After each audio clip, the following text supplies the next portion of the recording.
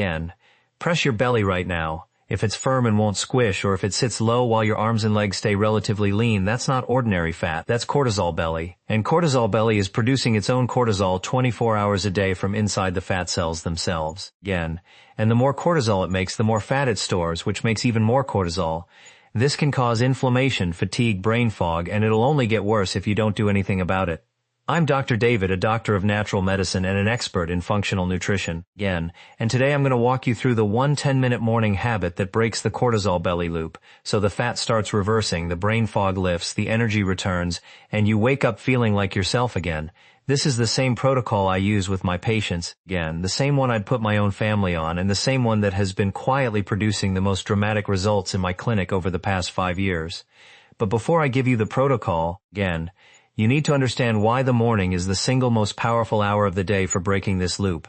If you skip this part, the 10 minutes won't work, and I don't want you to do it without understanding why, because the moment life gets busy and you feel like skipping it, again, you'll need the why to pull you out the door. Your cortisol curve is supposed to be shaped like a gentle wave. High in the morning, peaking about 30 to 45 minutes after you wake up, then slowly falling through the day. Lowest at night when melatonin takes over and you sleep. Again, this curve is called the cortisol awakening response. When it works properly, you feel alert when you wake up, energized through the morning, focused into the afternoon, and sleepy at night. But for most people walking around with cortisol belly, again, this curve is broken in a very specific way. Either the morning peak is too high, the morning peak is too low, or cortisol stays elevated all day long and never comes back down. And the cause of that broken curve comes back to a single enzyme inside the belly fat called 11-beta-HSD1. Again, it takes inactive cortisone floating in your blood and converts it into active cortisol right inside the fat cell, so your belly is producing its own cortisol on top of whatever your adrenal glands are putting out. Now here's what most people miss. Again, this enzyme is regulated by your circadian rhythm. It gets turned on and turned off by light, by movement, by food timing, and by stress signals coming from your brain. And your brain's master clock is reset every single day by one specific signal: morning sunlight on your open eyes. Again, if you skip that signal, your master clock drifts. When your master clock drifts, the enzyme stays activated longer than it should. When the enzyme stays activated longer, your belly makes more cortisol. When your belly makes more cortisol, the loop tightens. Again, and this is exactly why I built a 10-minute morning habit that hits 4 specific levers in sequence. Each one resets a different part of your circadian rhythm and a different node of the cortisol belly loop. The order matters. The whole protocol takes 10 minutes. Again, the first 2 minutes is sunlight on your open eyes. Step outside your front door, no sunglasses, no phone screen in front of your face, just face the sky for 2 minutes. Again, morning sunlight hits a special group of cells behind your eyes called intrinsically photosensitive retinal ganglion cells. These cells send a direct signal to your brain's master clock, the suprachiasmatic nucleus. This signal tells your brain 2 things. 1, it's morning, and 2, again, this is when cortisol should peak and then start to fall. So the 2 minutes of sunlight sets the shape of your entire cortisol curve for the next 24 hours. This is the most powerful 2 minutes of the day, and it's free. Again, the second 3 minutes is barefoot ground contact while standing outside. This is the most underrated part of the morning habit, and most people won't even consider doing it. When your bare feet touch the earth, you pick up free electrons from the ground. Again, these electrons have been shown in published research to reduce inflammatory markers in the body, and cortisol belly is itself a generator of inflammation, so standing barefoot is literally grounding the fire that cortisol belly has been fanning. Again, standing barefoot outside also activates the vagus nerve, the main calming nerve that runs from your brain down through your body. When the vagus nerve activates, it tells your adrenal glands to slow down cortisol production. Again, so the barefoot 3 minutes is doing 2 things at once with the same time block. The third 3 minutes is a specific breath pattern called physiological sigh. This is a double inhale followed by a long, slow exhale. You breathe in through your nose, pause briefly. Again, take a second short inhale to fully expand your lungs, and then breathe out slowly through your mouth for as long as you comfortably can. The double inhale pops open collapsed air sacs in your lungs called alveoli. The long exhale activates the parasympathetic nervous system, again, the brake on your stress response. One physiological sigh reduces acute stress markers more than several minutes of normal deep breathing. So 3 minutes of this gives you roughly 40 to 50 cycles, which is enough to drop acute cortisol output by a measurable amount. Again, the final 2 minutes is gentle movement, walking back inside slowly, swinging your arms, doing a few calf raises, anything that gets blood moving through your muscles without triggering a stress spike. This is not exercise, this is circulation. Again, And circulation matters because cortisol blocks a protein transporter called GLUT4 that lets sugar move from your blood into your muscle cells. When glucose can't get into your muscles, your cells starve while your blood sugar climbs. Gentle movement actually makes GLUT4 work again, even in the presence of cortisol. So the 2-minute exit walk is shutting down the blood sugar side of the cortisol belly loop. Now let me walk you through what happens when you do this every single morning for 30 days, because timing matters here and most people give up too early. In the first 7 days, most of my patients report falling asleep faster at night. Morning energy sharpens, and the afternoon energy crash that hits around 2 or 3 p.m. starts softening. You may not see any belly change yet, but you will feel the inside change.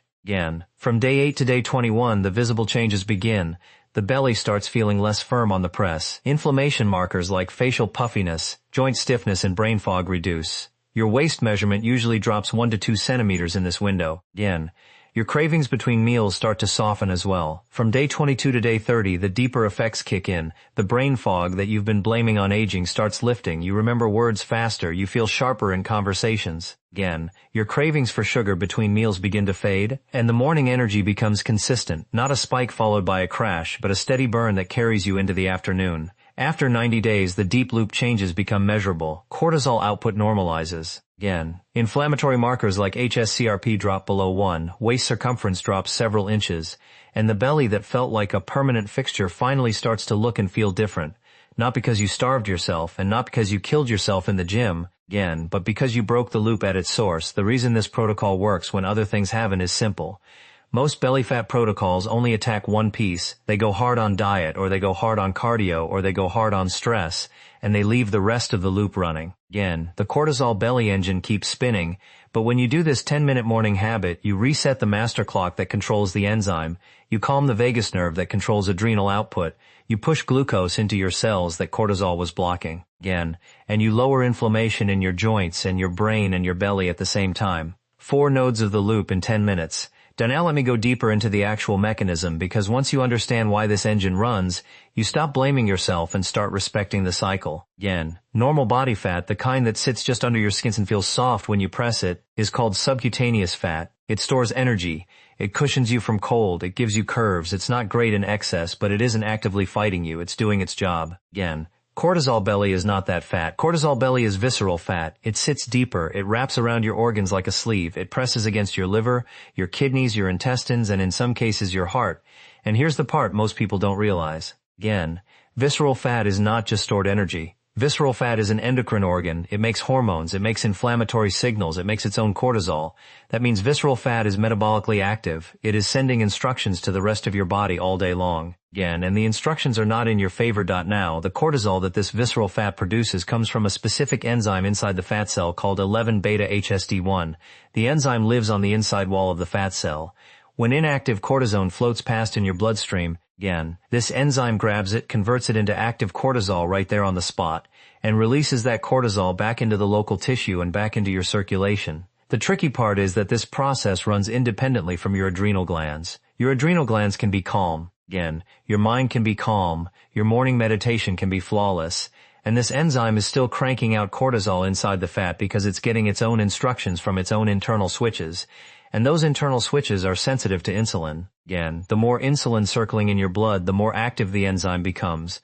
This is why every snack you eat between meals actually makes cortisol belly worse, even if the snack itself is healthy, because every snack triggers an insulin release. And every insulin release turns up the enzyme, and every uptick in the enzyme is more cortisol inside the fat.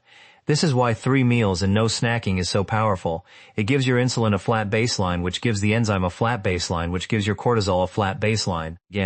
This is also why the 12 to 14 hour overnight eating window matters so much. When you finish dinner early and give your body real time off from food, insulin stays low overnight, the enzyme stays quiet, and cortisol belly stops growing while you sleep.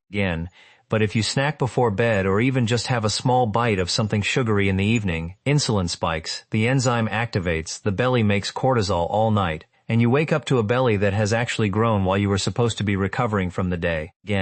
This is what makes cortisol belly feel like it's operating independently from everything you're trying to do. And for a long time, the medical world largely ignored this enzyme. The focus was always on adrenal cortisol. We measured cortisol in saliva, we measured cortisol in blood. Again, we tried to manage cortisol from the top down, and the belly kept growing because we were managing the wrong factory. The biggest factory wasn't the adrenal glands. The biggest factory was the belly itself. And the morning sunlight habit that I gave you, combined with the eating window, again, works because it attacks this enzyme from its upstream switch. The master clock, controlled by morning light, regulates when and how strongly this enzyme runs. So when you reset the master clock, you reset the enzyme. And when you reset the enzyme, you quiet the factory. Again. And when you quiet the factory, the loop loses its fuel. Let me walk you through the brain side, because what makes this loop truly vicious is that it doesn't just stay in your belly. The hippocampus is the part of your brain that acts as the brake on your entire stress system. Again, when cortisol levels rise, the hippocampus senses them and sends a signal back through your nervous system telling your adrenal glands to stand down. Cortisol release stops. This is how your body prevents cortisol from going too high. It's a feedback loop. Cortisol rises. Again. Hippocampus reads the rise. Hippocampus sends the stop signal. Cortisol falls. But here's the problem. The hippocampus is loaded with cortisol receptors, more than almost any other region in your entire brain. So when cortisol stays elevated for years, again, which is exactly what happens when cortisol belly is producing it around the clock, the hippocampus takes more damage than any other part of your brain. Research has shown measurable shrinkage of the hippocampus in chronically stressed adults, again, in patients with Cushing's disease where cortisol runs out of control, and in people with high visceral fat, which is exactly what cortisol belly is. When the hippocampus shrinks, the brake weakens. Cortisol production no longer gets shut off when it should. Again, cortisol stays elevated regardless of what's happening in your life, and the same cortisol that's blocking glucose from getting into your muscle cells is also blocking glucose from getting into your brain. Your brain runs almost entirely on sugar, and right now that sugar can't get in. Again, that's the brain fog, that's the fatigue, that's the feeling that you used to be sharper, that's why you walk into a room and forget why, that's why the words don't come when you need them. So the loop tightens again, the belly damages the brain. Again, the damaged brain loses control of cortisol. Cortisol rises, the hippocampus shrinks more, and on, until you feel like you're aging twice as fast as the people around you. And this is what makes the 10-minute morning habit so powerful. Again, it does not just touch the belly side of the loop, it touches the brain side as well. Morning sunlight on your open eyes directly signals the suprachiasmatic nucleus, which is the master clock, which then signals the hippocampus to remember its old rhythm. Again, the barefoot ground contact settles the vagus nerve, which calms the entire limbic system, including the hippocampus. The physiological sigh activates the parasympathetic nervous system, which is the same system the hippocampus uses to talk to the adrenal glands. Again, and the gentle movement pushes glucose into your cells, including your brain cells. So the same 10 minutes that are breaking the belly loop are also breaking the brain loop. 4 points of intervention, 10 minutes. Again. Now let me answer the questions I get most often from my community as they start this protocol. Number 1. How do I know this is actually cortisol belly and not something else? 3 signs separate it. First, it's firm, not soft. Press your stomach. If it doesn't squish, again, that's visceral fat, the kind packed around your organs. Second, it's lower and central while your arms and legs stay relatively lean. The classic pattern is thin everywhere except the middle. Third, it travels with the symptoms you've already been feeling. Inflammation everywhere, again. Afternoon energy crashes, brain fog, and sugar cravings even when you're full. If you've got out of 3 of those, you're almost certainly looking at the cortisol loop. And if you want confirmation, ask your doctor for an HSCRP, a high-sensitivity C-reactive protein test, again, and a fasting insulin test. I always want to see CP under 1. If it's over 2, you've got visceral fat. If your fasting insulin is over 10, that's a sign you're storing visceral fat. It should be under 6 ideally for good health. Number 2, do I have to fast? Again, I can't go 16 hours without eating. Good news, you don't need a 16-hour fast. The protocol for cortisol belly is a 12 to 14-hour overnight window. Finish dinner by 7, eat breakfast at 7 or 9 the next morning. Again, that alone breaks the cortisol-insulin coupling for most people. What wrecks it isn't dinner being too late or breakfast being too early. It's snacking in between the meals, so I'm prescribing you 3 meals, no snacks, and finish dinner 3 hours before bed. Again, make sure with each meal you get 30 to 50 or more grams of protein. That high protein helps stabilize your blood sugar. Make sure you're removing as much of the ultra-processed food as possible. Make sure you've got really good high-quality protein, again, healthy fats like extra virgin olive oil, grass-fed butter, avocados, and grass-fed red meat, and make sure you've got colorful fruits and vegetables on that meal as well. That will all help create blood sugar stability and help keep your insulin levels down, again. And if you have a history of disordered eating or major blood sugar issues, or you're an underweight woman, stay closer to the 12-hour fasting window. The goal is no insulin spikes between meals, not heroic fasts. Number 3. How long will it actually take to start working? Again, there are 3 timelines because there are 3 layers. The first layer, sleep, energy, and brain fog, usually starts shifting inside 2 weeks once cortisol input drops, and that GLUT4 protein starts grabbing sugar out of the bloodstream and putting it into the muscle cells. Again, the second layer, the visible belly change, typically shows up in weeks 3 to 4 once the eating window is consistent. The third layer, measurable shrinkage of the visceral fat itself, with waist circumference actually dropping, again, that's 8 to 12 weeks of all 3 levers running together. If you're at 4 weeks and your energy is back, but the belly hasn't shifted yet, you're not failing, you're between layers. Stay with it. Number 4. I've had this issue for years. Is the brain damage reversible? Again, mostly yes, but it's not automatic. The hippocampus is one of the most plastic regions in the brain, meaning it's one of the most capable of rebuilding itself. Even in chronically stressed adults, hippocampal volume can recover meaningfully once cortisol exposure drops consistently. Again, we see this in patients recovering from depression, Cushing's disease, and chronic stress. The catch is that one word, consistently. You cannot dabble. A few weeks of better habits won't undo years of cortisol exposure, again, but 6 months of the protocol running every day can produce measurable changes in cognitive function, waist circumference, and inflammation markers. Then now I want to leave you with this. Cortisol belly is the most common type of stubborn fat in the world. Again, most people don't even know it has a name. They just call it stress weight or middle-age spread or hormones, and they keep fighting it in ways that don't work because they don't know there's an engine running inside the fat cells. The engine is real. The loop is real, again, and now you have the lever. The lever is 10 minutes. The lever is tomorrow morning. The lever is showing up for yourself before showing up for anyone else. If this helped you, subscribe so you don't miss what's coming next. Again, drop a comment below and let me know which part of the 10 minutes you think will be the easiest to start with. And share this with someone you know who's been carrying the same belly, the same fatigue, the same brain fog, and has not been able to figure out why. Again, the answer might just be sunrise on their feet. And as always, be blessed.